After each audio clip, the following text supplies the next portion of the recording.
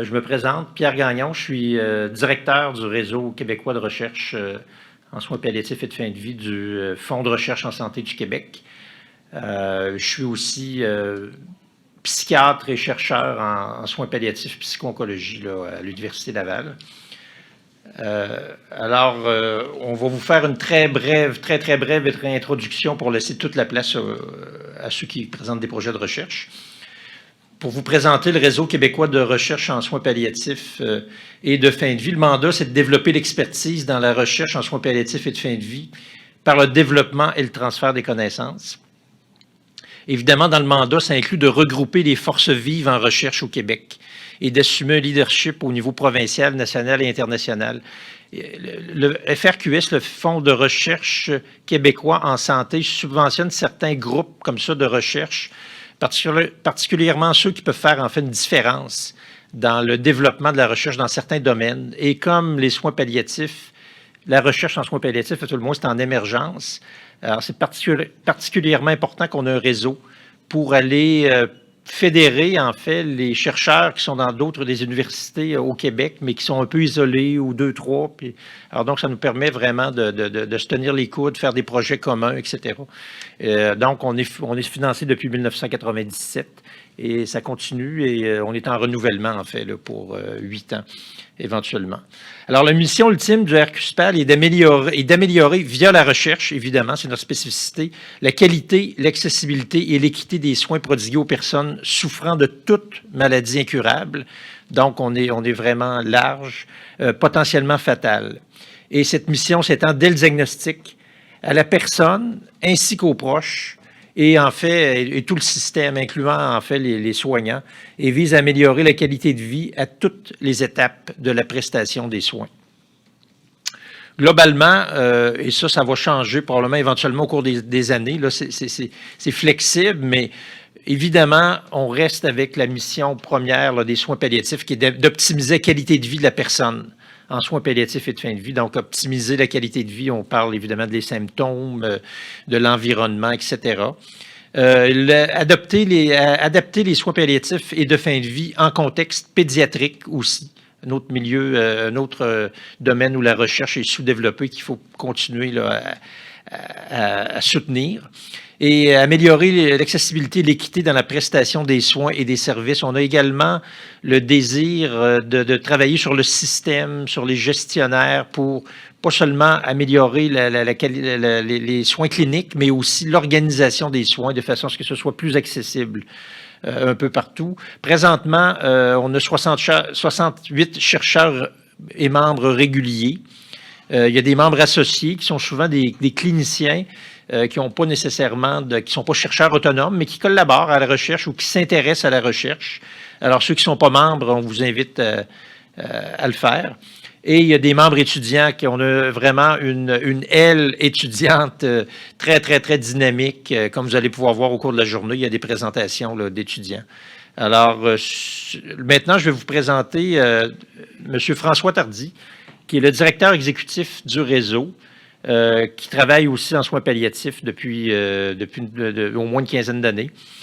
Donc, il était professionnel de recherche, il est directeur et qui va vous faire part des autres aspects de notre réseau brièvement.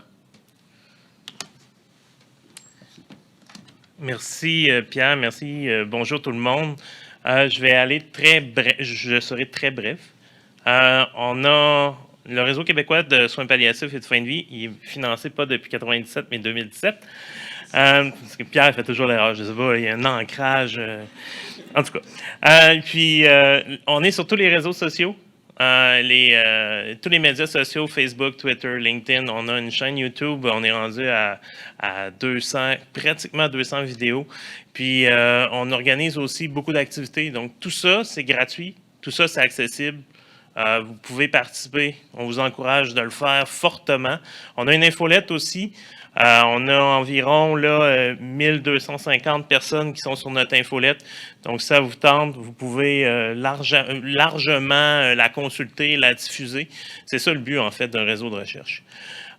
Puis, je vous annonce qu'on a une journée scientifique virtuelle francophone avec la plateforme nationale française pour la recherche sur la fin de vie qui va avoir lieu le 3 février prochain. C'est pour le Québec en matinée, pour évidemment nos collègues européens en après-midi.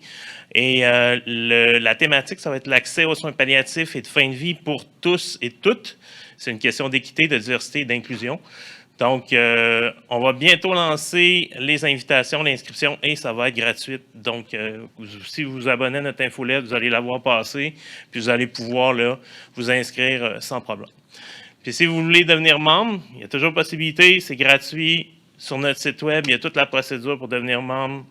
Puis on a des catégories de membres réguliers, associés, étudiants. Donc, on vous invite à le faire.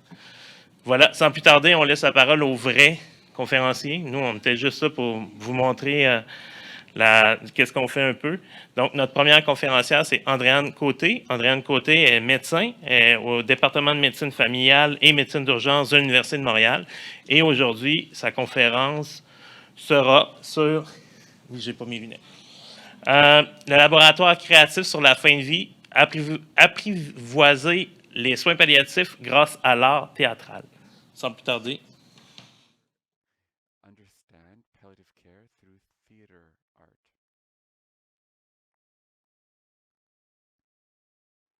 Hello and welcome.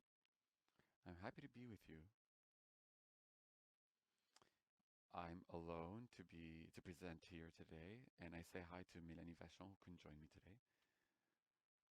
So before beginning, we do not have any conflict of interest. We haven't gotten any grants or subsidies, and the research project has had um, these organizations that you see have helped us in our research. So in this image, it's the decor in the theater play If One Day I Die. The objectives of today, so what we would like to see for the next 20 minutes, we want to discuss the steps that precede a theater play, and we want to talk about the impacts of this type of play. The skills of CanMeds: you have to be a leader, a good communicator, and a good promoter of health.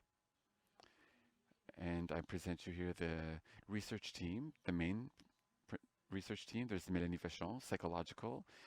She's a psychologist at the UQAM University. There's also Maude, and I'm a associate professor at University of Montreal in emergency medicine, and I'm co-founder of the theater that produced the play. But a play, you don't build a play only with 4 people. You need a large team. In the image, you see 6 actors that are standing up, and then there are the costume design, decor. It's a very large team that actually produced the play. So why did this idea come forth to create a theater on palliative care? It's because Canadians and Quebecers and people live longer, more and more, across the world as well. And we realize that people are not living necessarily healthy and not necessarily with a quality of life. So despite that there's palliative care, I don't have to convince you this. We bring a lot of advantages. We improve and control symptoms. We improve quality of life. We reduce hospitalizations. We reduce interventions that could be potentially aggressive. We can demonstrate this. However, despite all this, there's still 15% of people who die that have received palliative care at home, and that's financed by the province. These numbers are from the document of the Canadian Institute on Healthcare that was published in 2018. So in Canada, we feel like people feel that they are less well prepared to take charge, people in palliative care. 80% of Canadians believe that it's very important to have a really good planification of caregiving, and in reality, 1 Canadian on 5 is able to plan their care in advanced life. Therefore, there are many patients like Marcel, the main character in our play, that is living his last week of life in a hospital where he gets exams, treatments that are often disproportionate for his state of health. So this is also the case of many Canadians and Quebecers. These numbers come from the National Institute of Health Care. And this was published in 2020. So what we've demonstrated is that there's about 2 on 5 people that spend 4 out of 10 days in the hospital in their 10 months of life, and 1 patient on 10 that stays in intensive care. So it's even more true with populations that have a chronic disease that are non-onco, like that don't have cancer, because it's harder to screen them. There are many obstacles to develop palliative care. It's very complex. There's like a very large territory also to cover. It's hard to see and meet every Canadian to offer them palliative care at home. Nevertheless, what we are interested in this project is all the myths. We want to challenge the myths to palliative care. We want to demystify taboos and reduce incomprehension. So the research that was produced by the National Healthcare Network, we worked around these publications because we wanted to demystify these myths, and we're hoping through the play and with the discussion, we hope to really tackle these myths. So we've created a project, therefore, intersectorial. The art scene is really at the center of the project, and it's all about the healthcare sciences. There's also human sciences and psychology that are broached.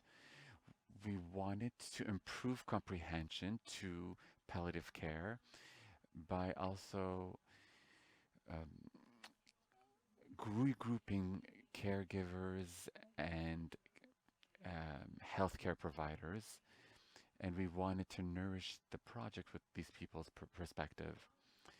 And the angle that we tackled for this play, we could have had a very large theme. We could have had many point of views, but the period that we were really interested in, it's the transition period.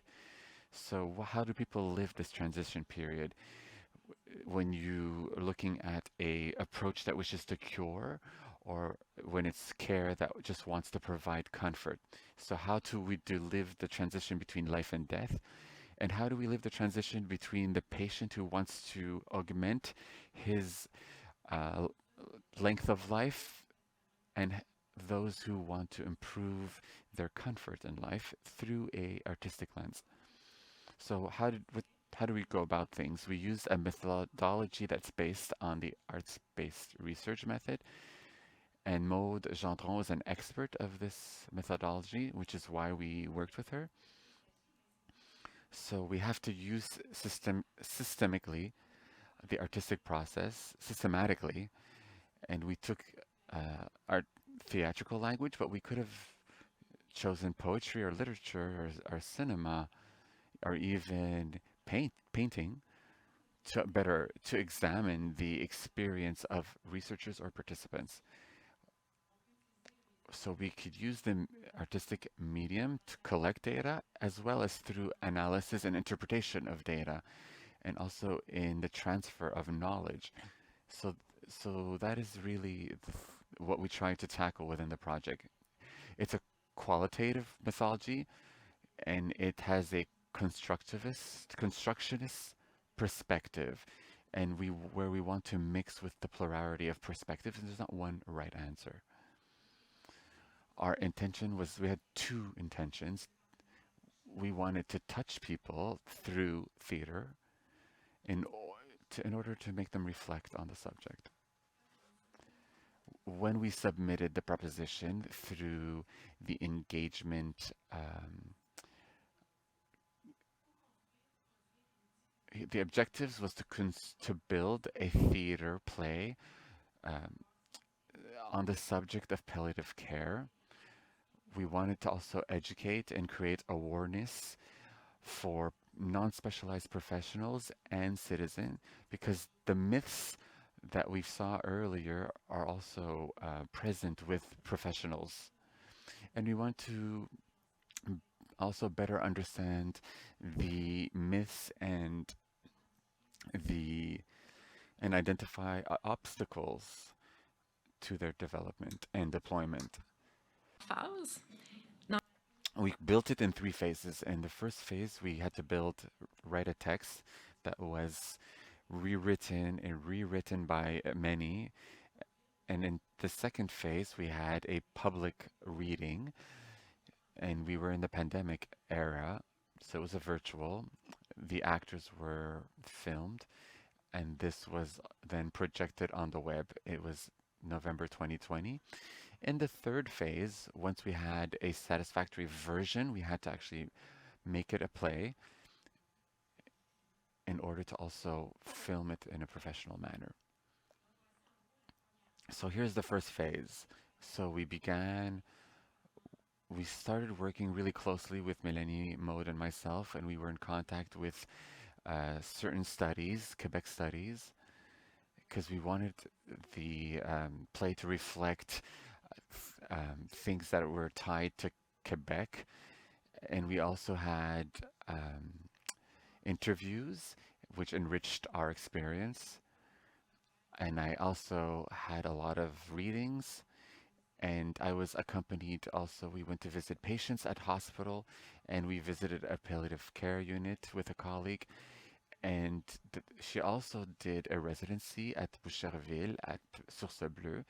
So instead of rewriting the play, she did a residency and on a Tuesday, for instance, afternoon, and without having a really directed interview with the people, she was able to still talk to people through the units.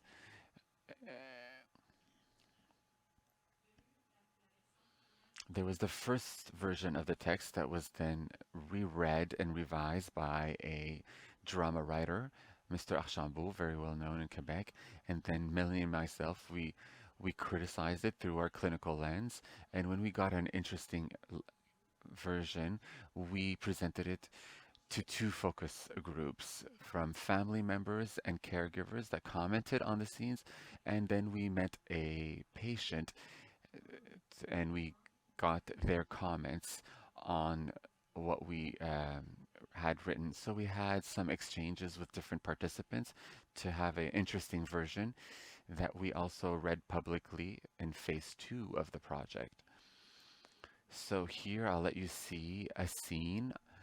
This is a scene where Mary's 38, has gotten a diagnostic of ovary cancer, stage 4, and you'll see in the next slides how words on a white paper will become two-dimensional and then three-dimensional when we put it as a play, we make it as a play.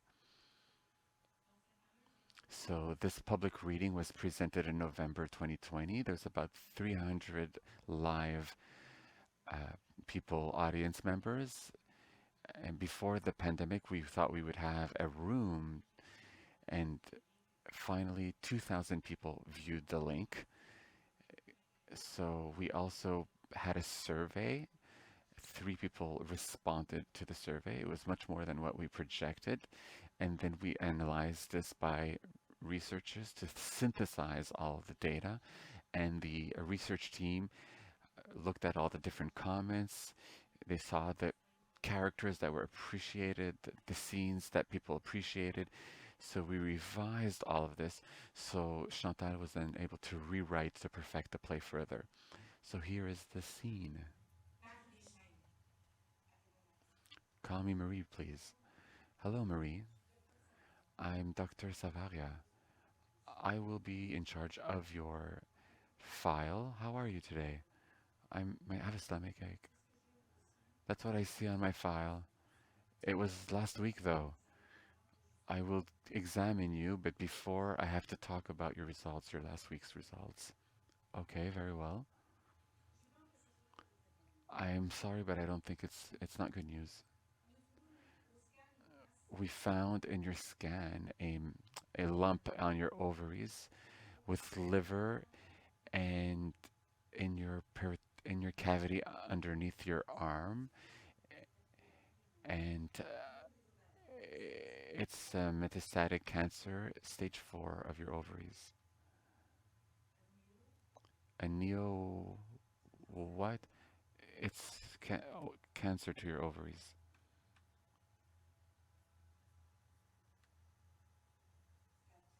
Stage 4. And what's the scale? 4 is the last scale. 4 on 4.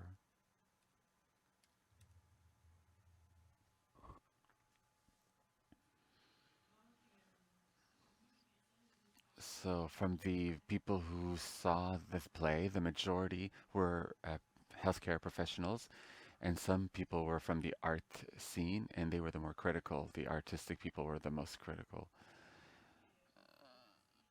So we asked people many questions, and these are quantitative data on our qualitative research. So the knowledge that was reported by participants seemed to improve after watching the play. And what we realized is that people gave us a lot of feedback so the video could be projected a little more, and some recommended that some people said they would recommend it to others, and we were encouraged by this feedback.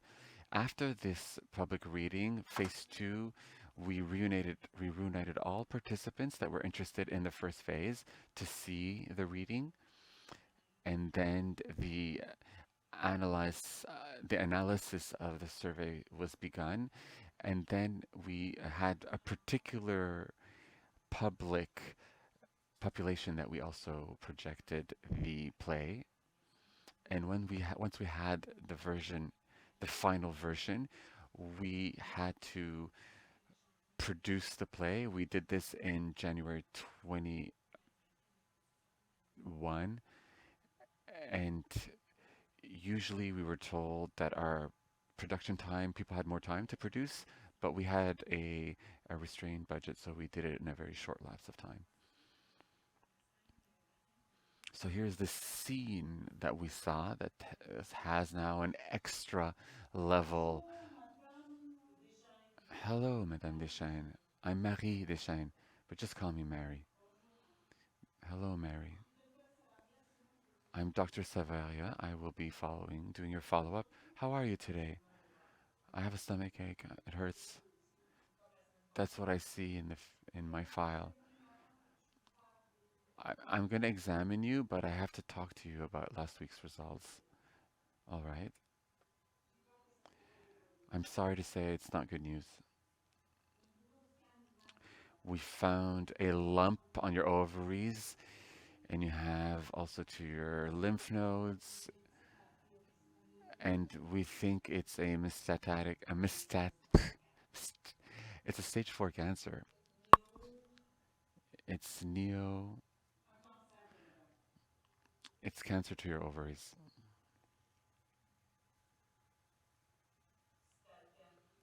Stage 4. Stage 4 on what? It's 4. 4 on 4. We don't see it in the video, but when you see it on the play, Dr. Savio is very far from Marie. We wanted to show the distance, despite herself, that Dr. Savia was sometimes, um, she wasn't always eloquent, so we wanted to present these subtleties on the play.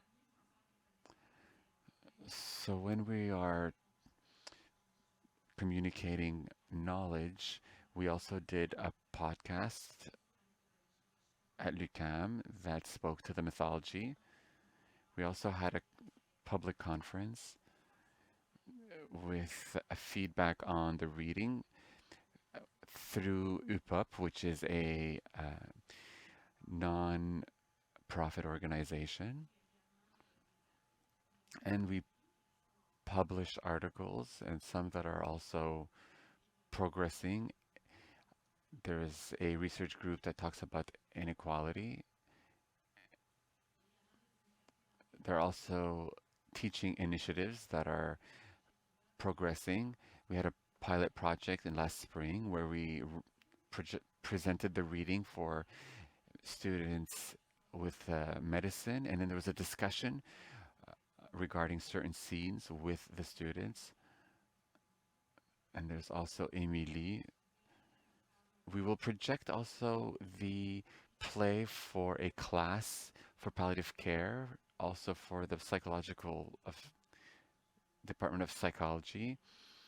There's also a women's center that and has many women of a certain age that are interested at this subject. So we will present this play to them as well. And the 14th of January, we're also going to project the play that will reunite people who participated in the project as well as the general population. Today at 6 o'clock at room 524, there'll be a projection of the play if you are interested. When we asked the question to the medical students, did they think the play was useful? They thought that thought was fairly useful. So we also saw that their knowledge of palliative care environments was improved after seeing the play, as well as their interest. I think this is what struck me is that their interest was stimulated. And I think the best conclusion here is to invite you to go see the Facebook page of the Creative Lab at on End of Life, and you'll have details on the 14th of January. Thank you. And thank you to all our partners.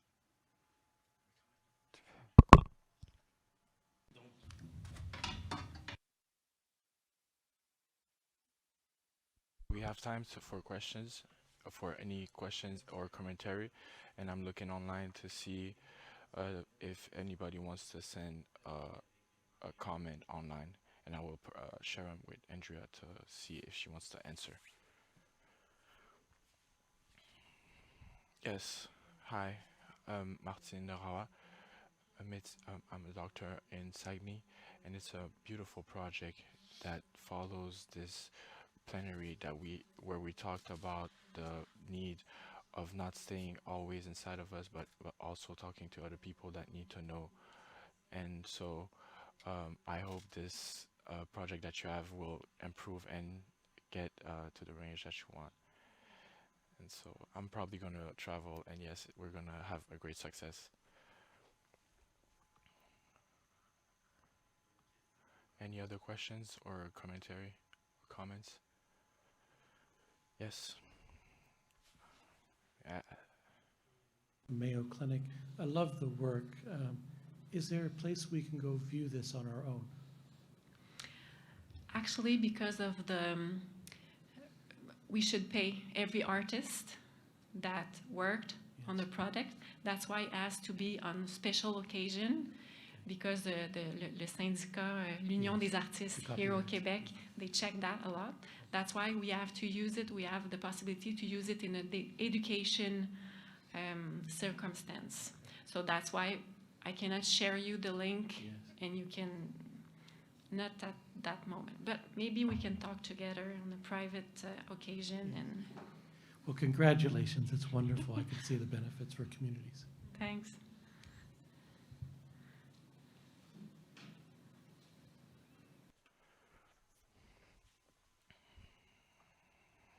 Yes, David.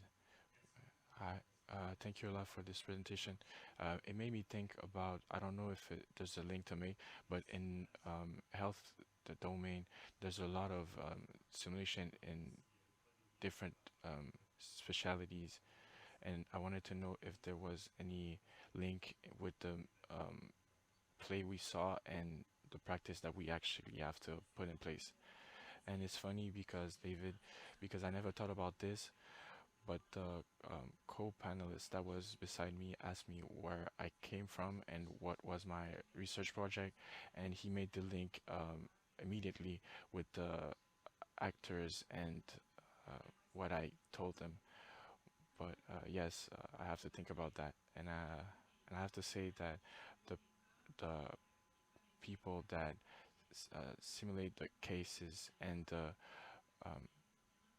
patients and the actors were so happy that the play actually had actual impact on the people that watched the scene, um, was really a good thing for them, and so uh, we're happy for these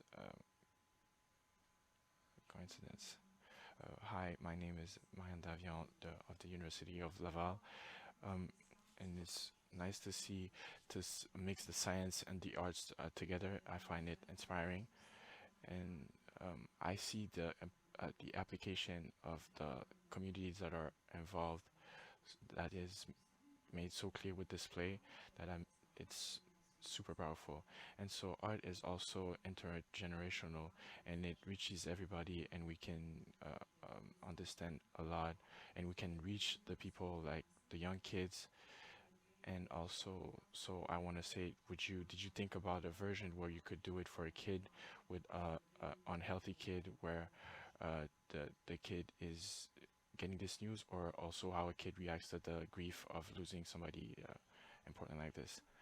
And so the idea came um, of to make it a test where I wanted to do this at the school of my son, and do this in small bites to see at what age would be actually useful for the kids. But my other project's idea, it would be to write a book for the kids with illustrations and stuff like this. But I definitely see something in a utility of doing this for the kids. And we talked about this morning. It's also in the communities that are affected that we can reach the kids, and they are actually confronted with the grief and the death of people that are close to them. And so it's a good thing to let them know that death and grief exists, even if you are a child. It's a truth.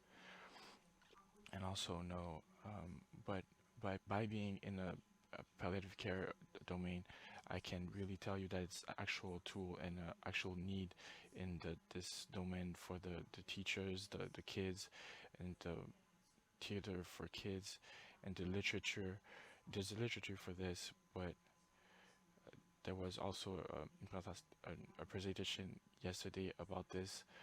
But making it with art, it reaches everybody.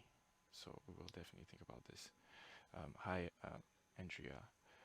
Did you check what was the perception of the actors and everybody that was um, included in this plan, and how did that change um, their their perspective on the subject? We did not gauge it and see to see the changes, or to see if their motivation changed.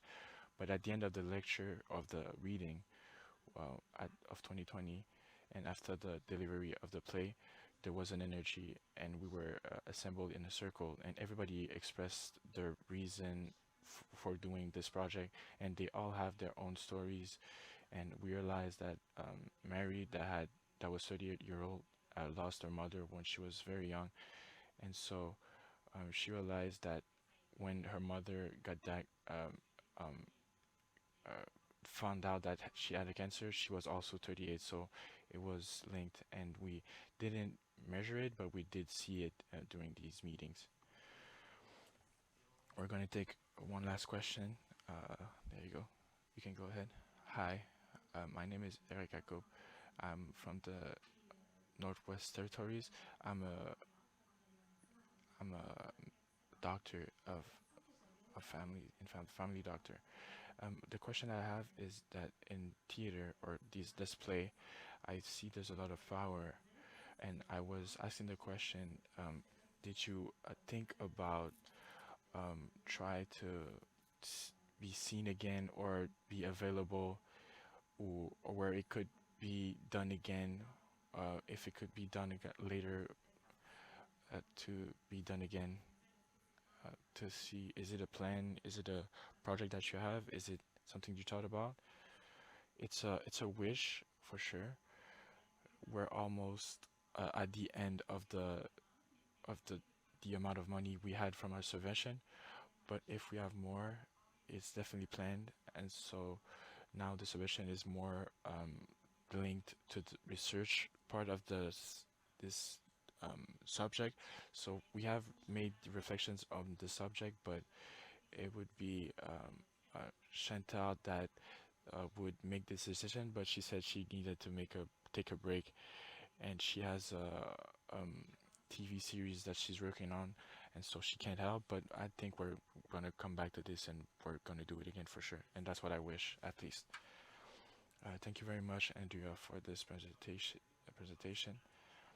And so we're gonna go to the next presentation.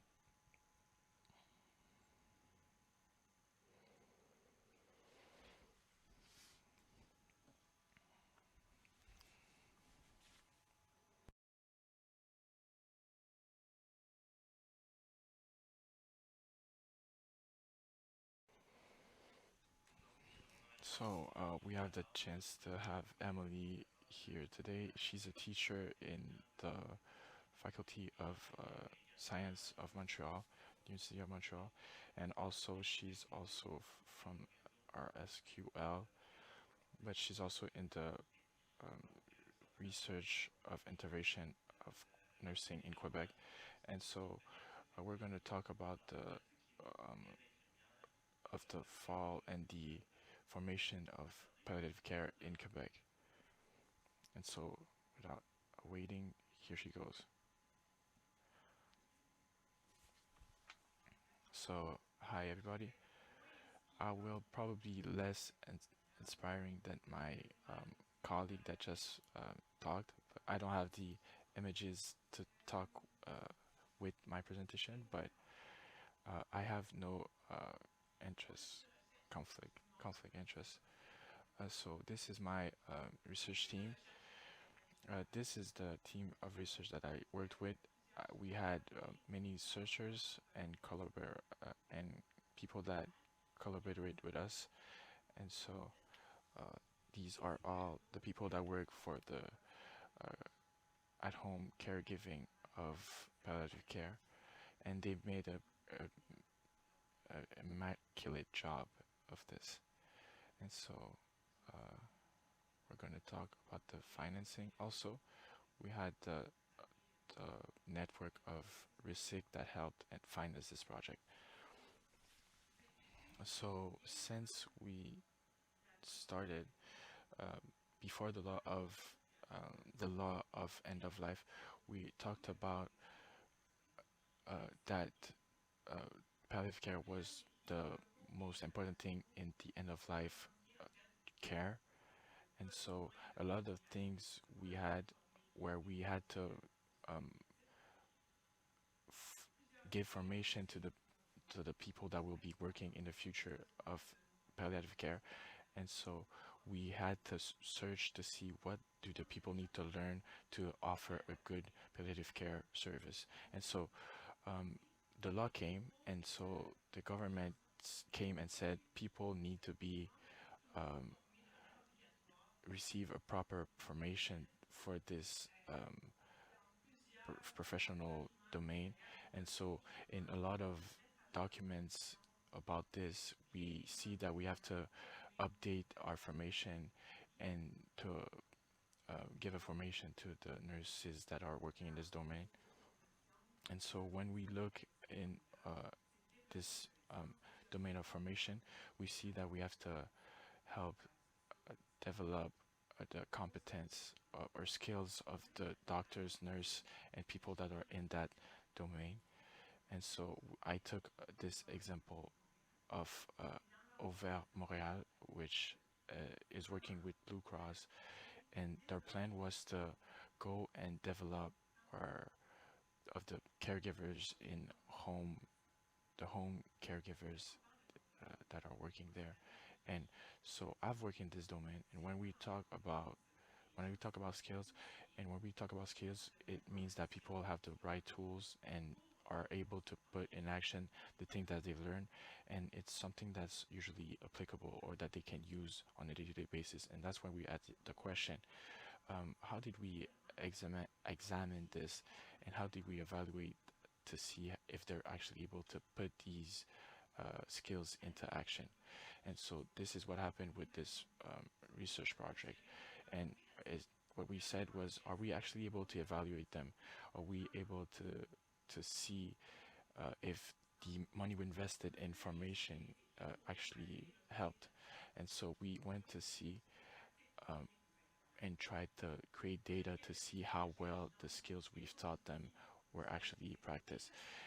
And so we checked to see what are the skills that are here to, what are the tools that are here to see the progress, what are the factors that can um, um, influence the loss or improvement of the care that they're giving.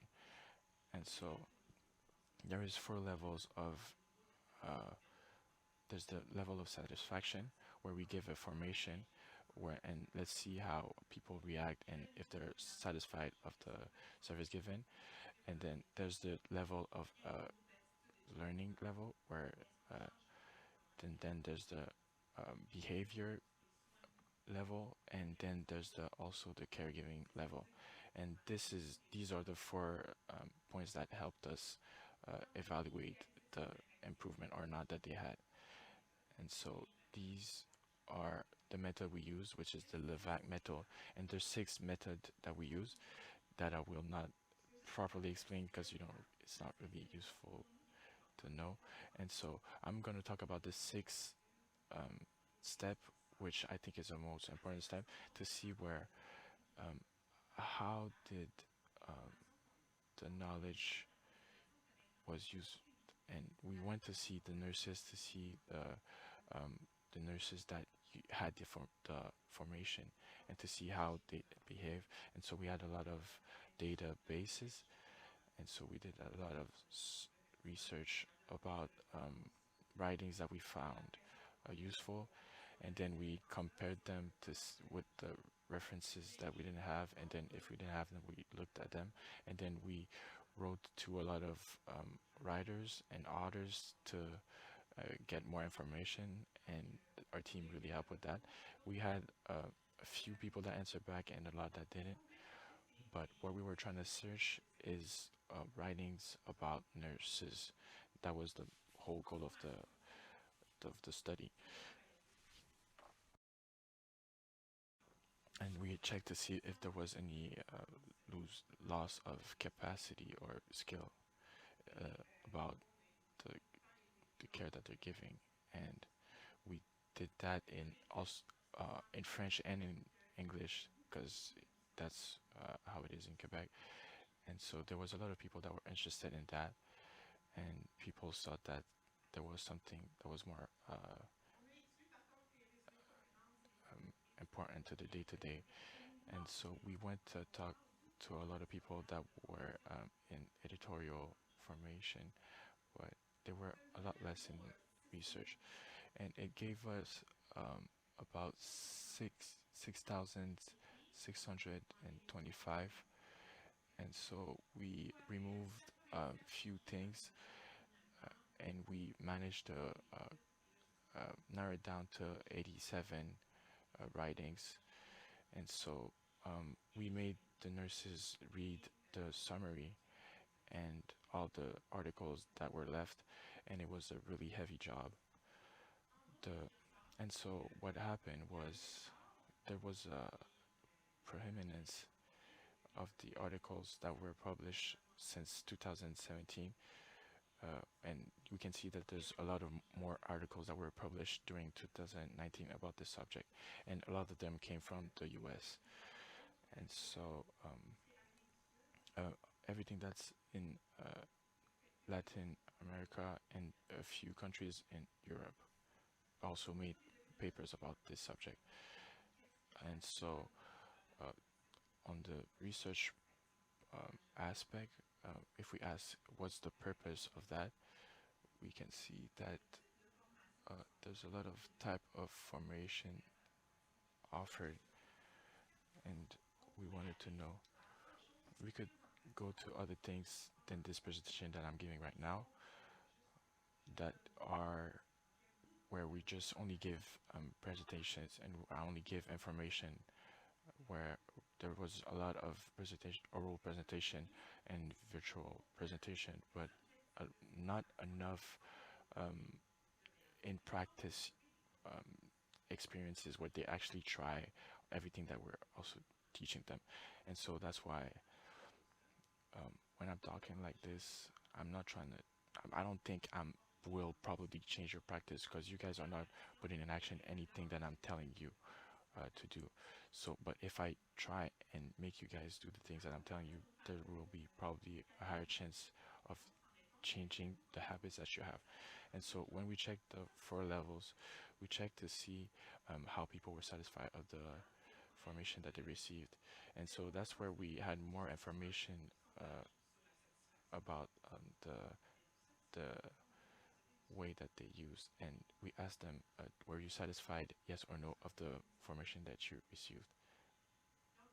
And it was a really useful tool to see how well or not the classes we gave were good or not.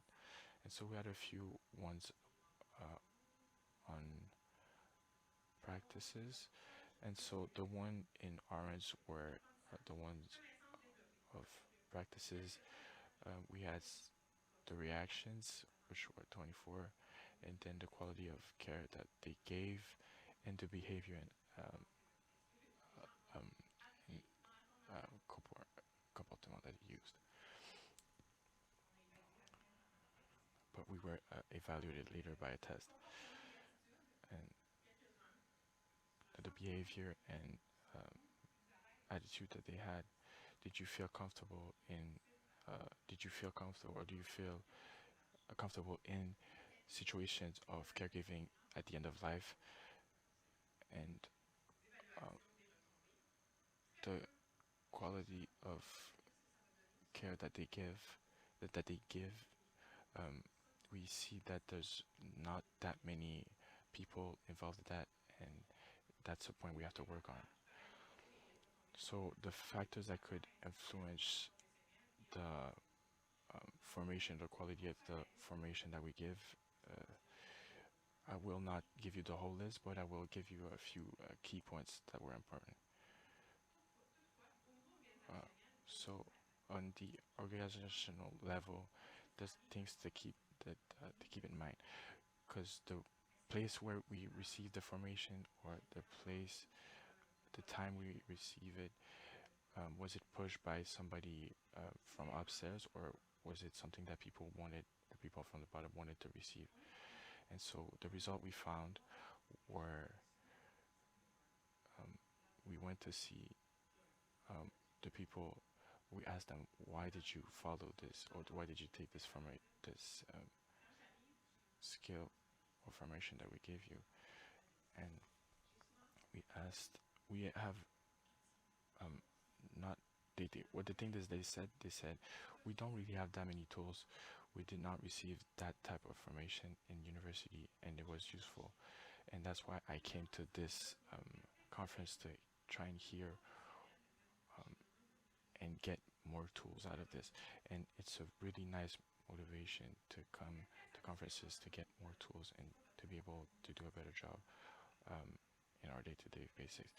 And the people that said that they were very satisfied of the conference they received, and they gave us a few small points that we could improve, but overall they were satisfied.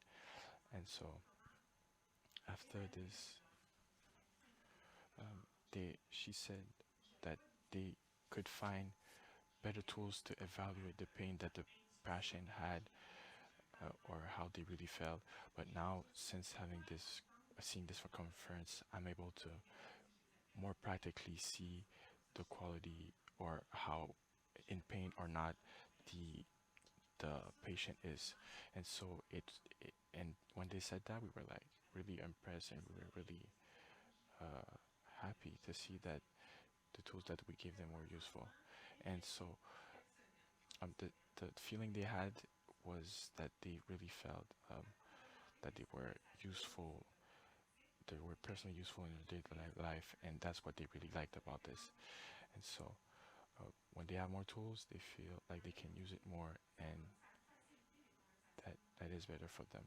And they said that some people said that it helped me have better conversations with the families when they face these types of palliative care situation where people that are at the end of the life, and I think that's useful. And so here are the few obstacles that we saw.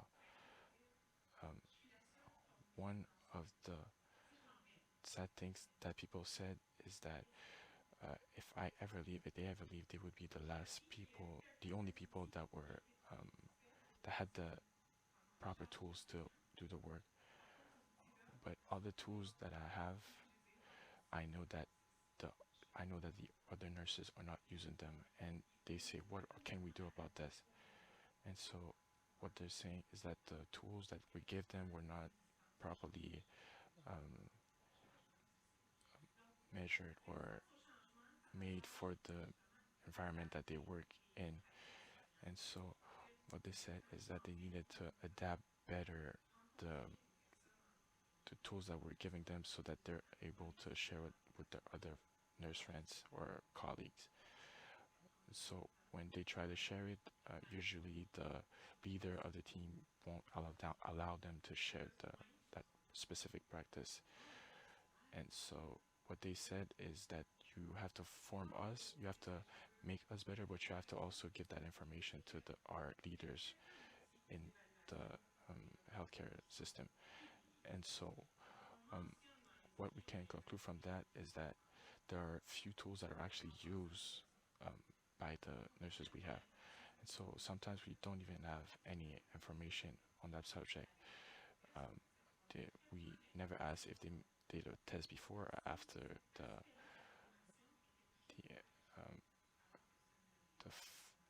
analysis that they had. And so the thing that they asked is to give information and also test to see if the people actually find useful or not the conference or the skills that we're teaching them during the conference. One of the things we do is that sometimes we do it too late, and like I said, some people don't even do a pre-test to see what was their point of view before or after. And so sometimes also we do ask them how they found the experience, but the usefulness of the questions we have are not that useful. And so you have to make sure the tools or the question we are asking them are actually on point and useful data for the research after. And so, and this is my second point, or let's go to the third one, which is influences factors, or factors that influences the data. And so one of the most important factor in improving the formation that we're giving, we have to know that we have to change some organizational aspect of it, and we have to know that the leaders are the one that will be able to push down the new information that we're giving them. And so this is a useful talk, but we will never know. It's also it's an analysis where we analyzed the data that we had at the end. We saw that the qualitative results and the quantitative data were different, and we have a limit on that. And so it's a limit on our project, and we have to continue to, it's not the best writings that we will be able to do. And when we do it like this, we can see that the data we have at the end are not usually that strong, and these are things we have to work on, my friends. We need more studies on caregiving or palliative care, and I think that's the step we really have to have. We have to develop formation that will be a benefit in that domain. We can try using settings, theoretical settings, to see if we should make changes in the practice. We should try to be more innovative, especially if we're trying to improve the competence or the skills that people have. And we have to try other things than only nice oral presentation. We should try to see what the patients have to say about all this. We should try new things, things that we've never tried before. And so I ask you guys to be more transparent about the conception of the formation that you guys are giving. And so that's it.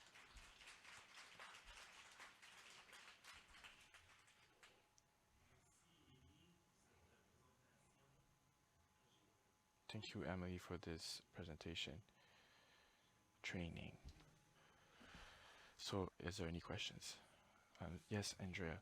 So we're talking about training and that we needed more action done, or where people are able to actually practice the skill, and we make them act and try the things that we're talking about.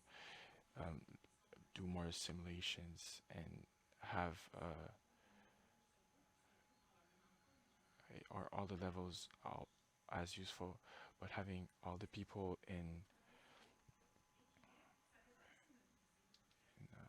internship is hard, and that's what's not too clear when we see the writings, is that they talk about developing skills, but it's not the only goal. We could say we just have to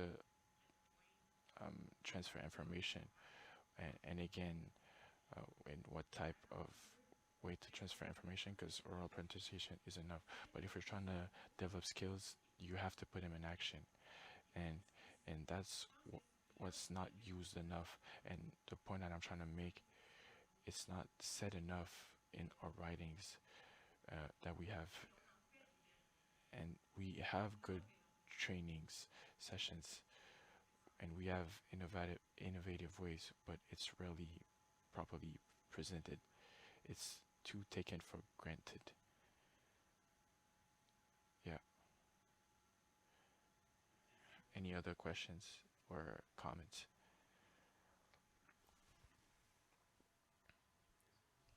I have a question. Do you think that the population of the nurses is a good population to study? Would you think there would have been a difference if you studied somewhere else in the medical domain? And I don't think it would have been that different, because the nurses have a lot of trainings, and it's something that was put up front a lot, and we had almost 6,000 people that we asked to make our data, and so the continual training that we have is something that is highly encouraged in the nursing sphere, and I know it's something almost forced or obliged by the law. And so the thing is, we don't know if it's that transferable to other domains. I think it might, but the results we have, that we saw is that we are highly interested in the satisfaction of the nurses, and I think it's something that's applicable in a lot of jobs or different type of jobs. But I think that all these trainings that we have to evaluate them and to show what benefits they had or they did not have, and what we could improve or not. and there's are some things that we probably did not cover, and we have to ask what could we improve in the future. And after that, there's the whole question of the economical aspect. We put a lot of money in um, training people, but are there that much more benefits in the training that we're giving the people? And so if there are no other questions, I have no comments online. I will say thank you, Emilie, for this beautiful presentation that you did.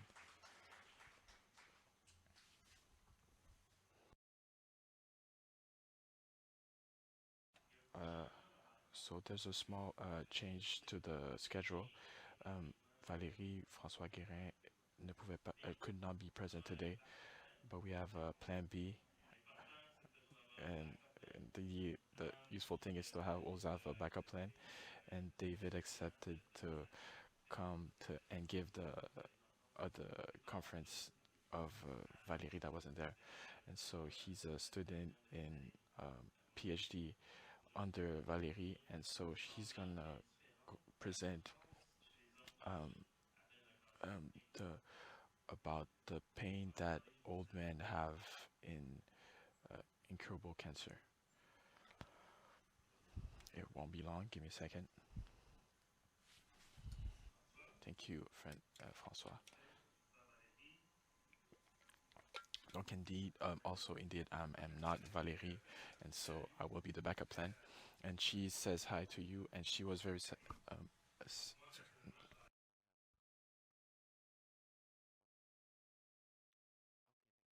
Thank you. Yep. And so the project was slowed down a bit because of the pandemic we had, but I'm still happy to be here, and I will talk about the gendered experience of the old people that have incurable cancer. I will I will not be saying old men that have incurable cancer. I will probably use another term, but I am not sure how to change the slides. Um,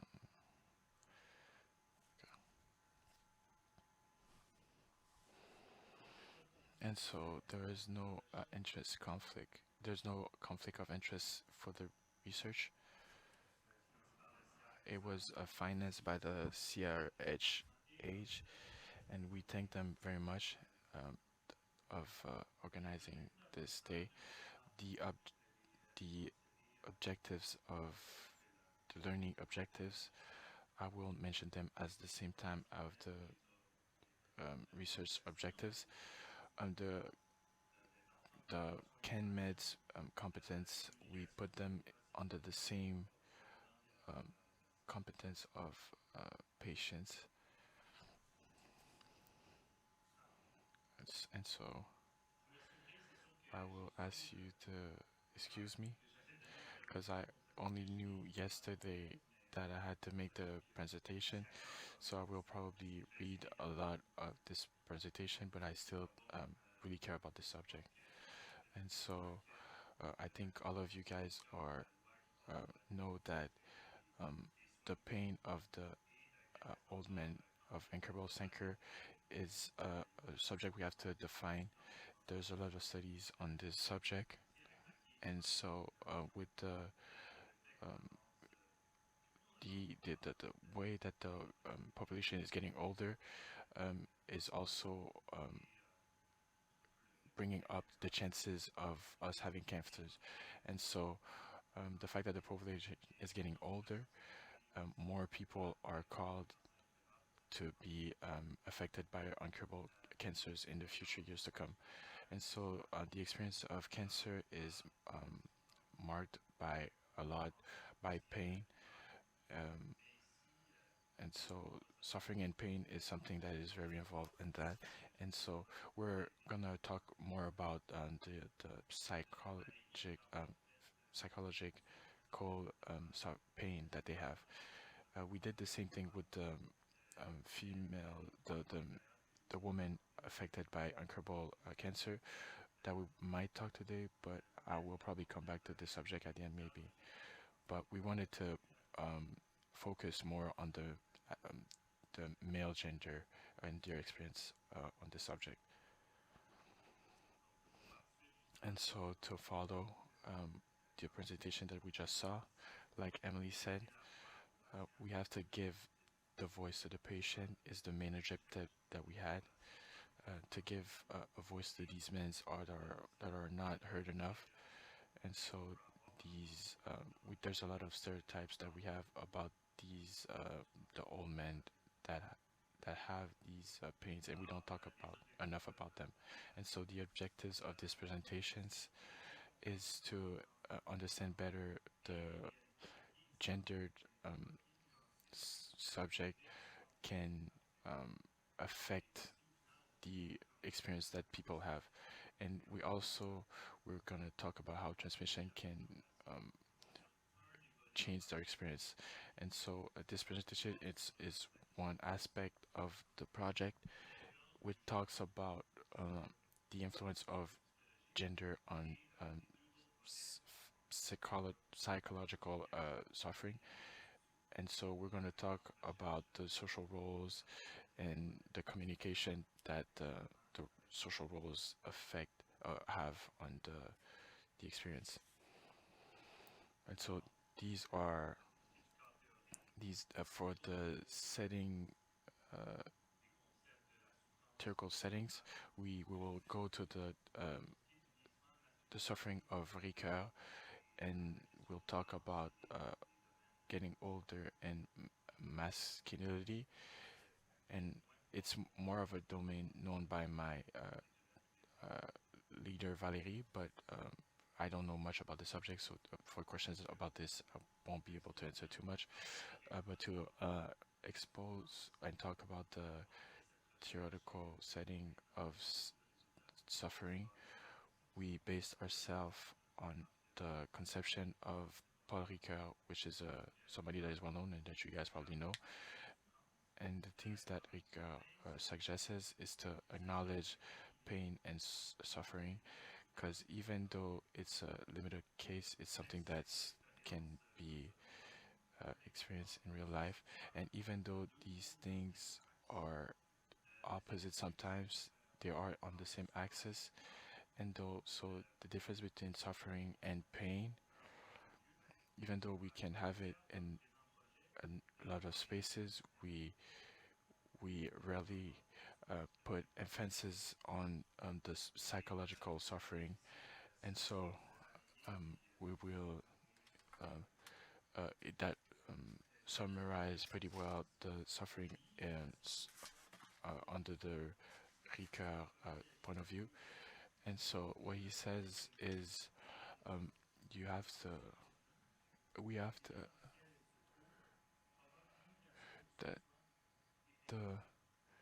that realizing don't so what he's saying is that the suffering is a limit. Yeah, you can go ahead. Paradoxal. He sees this as a paradoxical way of being, which also reduces our strength to act. And it's from this conception that we actually started the project, from that kind of. So when it comes to aging and masculinity, the research considers many concepts regarding these subject matters. So there's a polarized vision of aging. We talk about aging in a degenerative way or in a successful way. And successful aging means aging in a healthy manner. But when illness shows up, then we would start talking about, we would say that this would be a degenerative aging. Degenerative. So when it comes to critical reflection, it polarizes the discussions around aging. I think Valerie will have a pleasure to answer your questions if you want to write an email to her. We also take a look at ageism. Ageism is what we often hear is that discrimination regarding age, and integrated ageism. This means integrating a vision of ageism in regards to ourselves. So the older we get, we start doing auto-ageism. We start having a negative image of ourselves. And when you combine that to societal ageism and your own ageism, and when you're aging degeneratively with an illness, this can contribute to a lot of suffering, and we want to look at that in this perspective. So how, talking about aging for men, masculine aging, for hegemony, masculine hegemony, what we used to call hegemonic masculinity is this concept that refers to a successful way to being a man within a society. And this brings us to different ideals, masculine ideals. So that's how we define masculine hegemony. It's informed by sexual orientation, social class, and it's also linked to cultural ideals, to physical strength, to independence, the role of provider, to power, to domination, and to sexual vibrancy. When we looked at certain uncurable diseases, we did a certain research with men at the end of life, and we saw that many people many men throughout their lives wanted to incarnate these masculine ideals, and it was getting harder for them as they aged. Therefore, aging or having a fatal disease creates a powerlessness and a feeling of powerless and a loss of physical strength. Therefore, it goes against masculine ideals. So there are studies also in palliative cares that have shown that palliative cares in general is usually a feminine environment. This is not a problem in itself, however, but these studies showed that men use less these services provided in these environments, and we asked ourselves if these services were actually well adapted to their realities.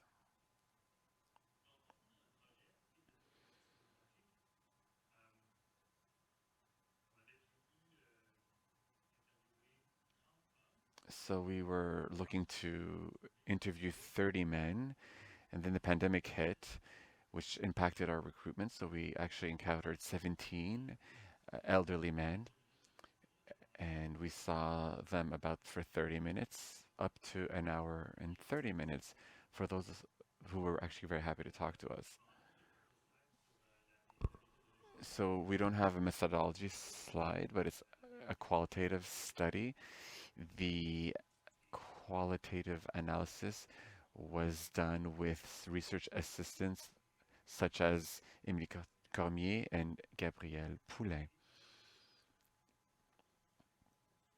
And if you have any questions on methodology, I will be happy to answer them.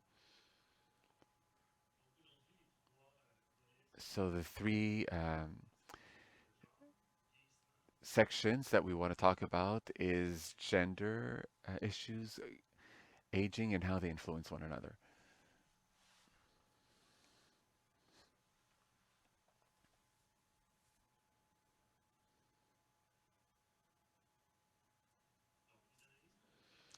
So the analyses that we previously done, we see that suffering of elderly men was tied to the loss of social role. And we see that gendered role and social role is very close to one another. And the suffering was understood as linked to certain representations that they have towards masculinity. But when we question them directly in our interviews, and when we ask them if they saw their experience of pain and suffering is different to that of women, men often revealed that the nature of their suffering, according to them, was very similar to the suffering of women. It's only the difference where they saw was how they expressed their suffering. So a lot of their what they told us was tied to their image of masculine ideals. Where here Raymond tells us, if we don't make love anymore, when you lose your car, you don't have your driver's license anymore, and you can't make love anymore. I mean, what kind of man are you?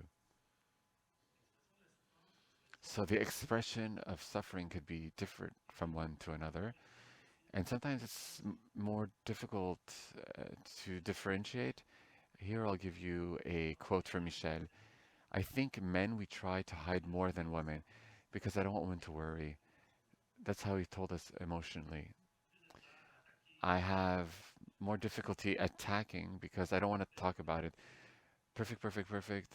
It's a sensitive subject, so I don't want to go deeper into this. He asked us to change subjects finally when we were talking about suffering. So sometimes people say that talking about suffering it helps, is soothing. Hearing somebody in their suffering could relieve them, but when you can't express it, or when the expression of suffering is not welcomed, it might exacerbate suffering. So there's a heterogeneous way of understanding suffering.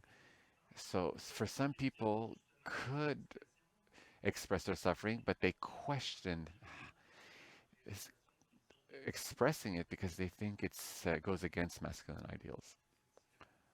And I will quote Raymond once again. She doesn't cry. I cry. I could cry all day. I start talking about it, I start crying. Why am I like that? I'm trying to better understand why am I such a crier? A crybaby.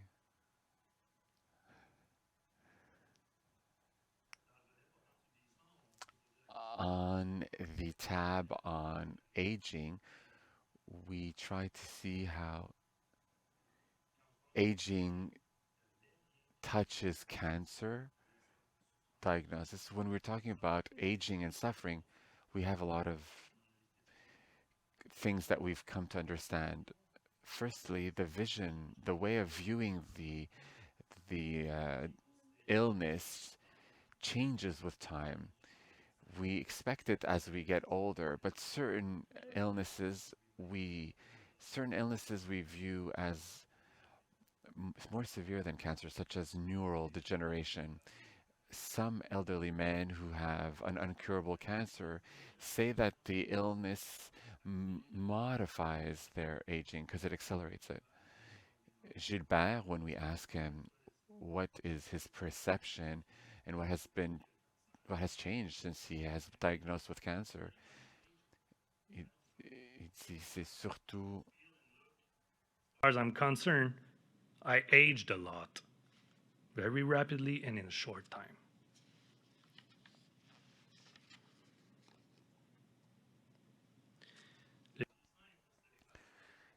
aging is considered more difficult than actually having cancer in itself, like Serge has shared.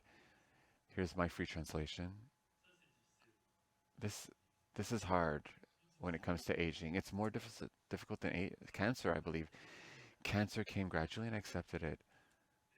But the other things that can happen when you're getting older are not pleasant, as you may know. I'm talking about losing your mind, Parkinson. I think these are more scary than cancer. I don't want my kids to take care of me. I want to reach the end of the road leading a normal life, but I don't believe it's going to be possible. The question of control seems very central here. We can think about loss of control. That's often at the heart of suffering because sometimes this hinders the potential of really savoring a moment. And I will quote another participant. I see things advancing really quickly and I don't have time to assimilate. They're already passing me. Sometimes I think I'm going to lose some parts of my life before I die. And I asked him if he found that hard. And he's like, yes, sometimes it is hard.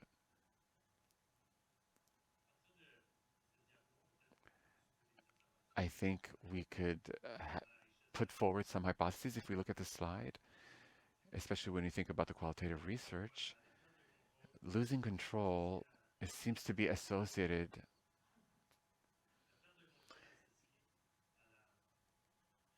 Loss of control that's associated to aging and the reality of having other illnesses.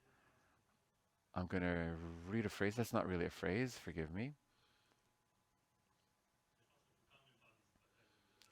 I think we can still draw some conclusions from this phrase.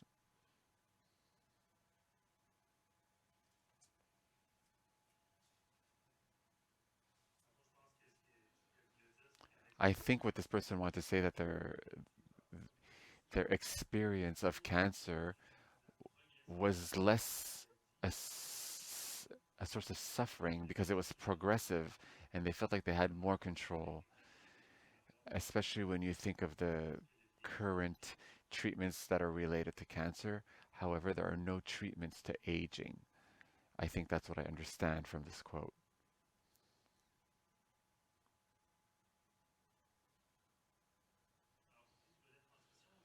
So when it comes to the transmission section, so how does transmission comes to modulate suffering that progresses in the identity of these men that are aging?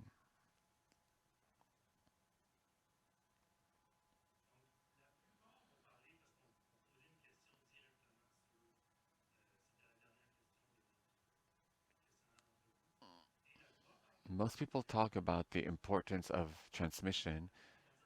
They say that it allows them to give sense to their experience and it helps relieve their suffering. It's very heterogeneous. For some, it allows them to transmit, to talk about stories that have marked their lives. Sometimes they leave material things to their loved ones. There's also important to complete the preparation of your will. For some people participating on the research seem to have helped them when it comes to transmission.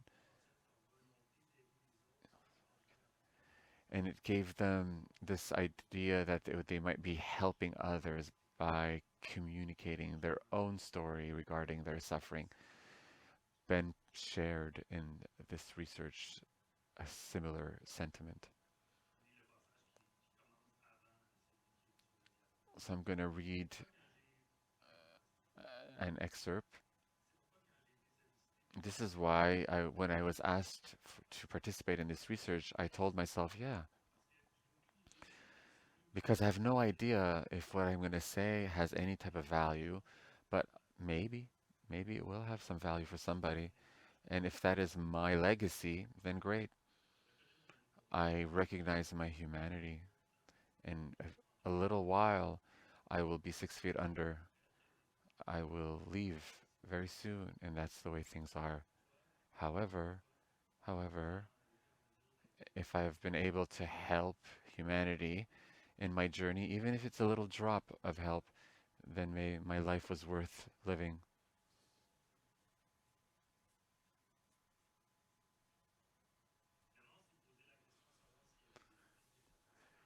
So we asked ourselves if we can branch out in ways to find ways of intervening through these different testimonies. We separated these different testimonies according to the CanMed skills. So when we better understand suffering of aging men that have a fatal illness, we wanted to develop interactions that are sensitive to what they're living.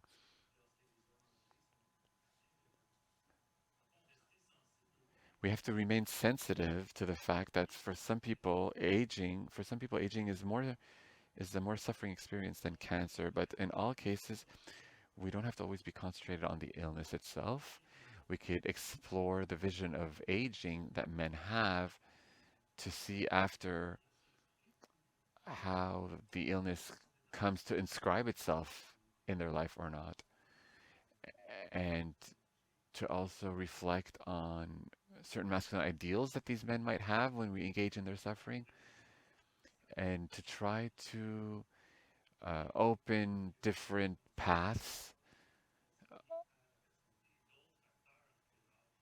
And we have to also remember that suffering could be tied to other things than just one's gender, of course.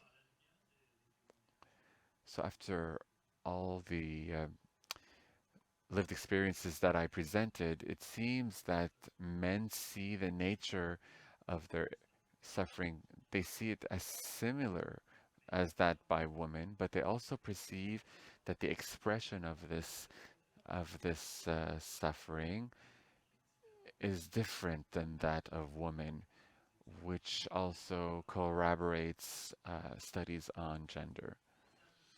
We also see that their interpretation of the illness is different because they are aging, and it transforms their expectation of aging. So the issues of communication, of participations and inscription, they can modulate the type of suffering that is lived by men. So we see transmission here as a means.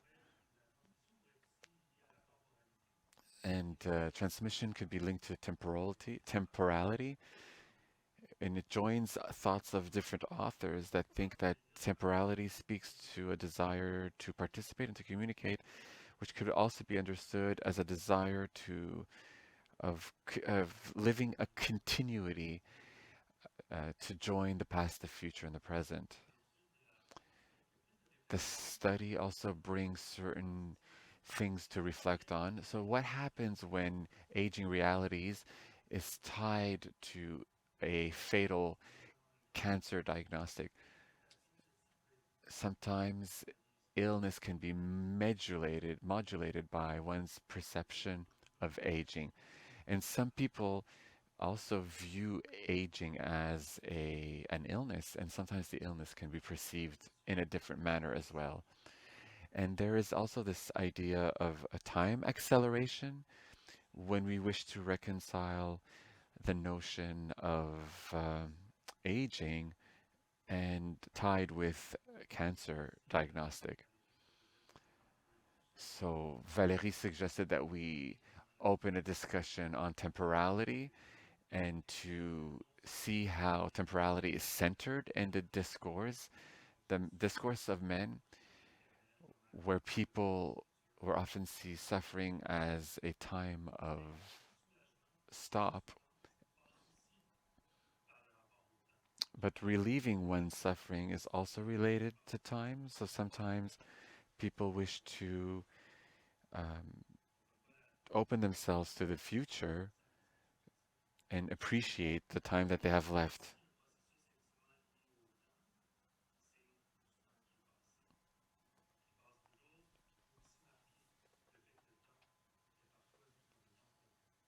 And sometimes time always feels like it's limited, like mine right now. We feel like there's a countdown. So the experience of having an incurable cancer is tied to temporality, The present has a new significance, etc. And temporality could be another avenue to better understand people who have an incurable cancer. Thank you. Merci, David. Thank you, David. Excellent plan B. So it's 12:30. So maybe we don't have time to answer your questions, but if you have questions, however, you can come see David. He will remain with us this afternoon. So I can tell you that at 2 p.m. we will start again. We'll have 2 conferences of 30 minutes and 3 students of 10 minutes. And the theme of the next block will be medical aid to assist death. So later we'll have 2 presentations of searchers and 3 students as well in late afternoon.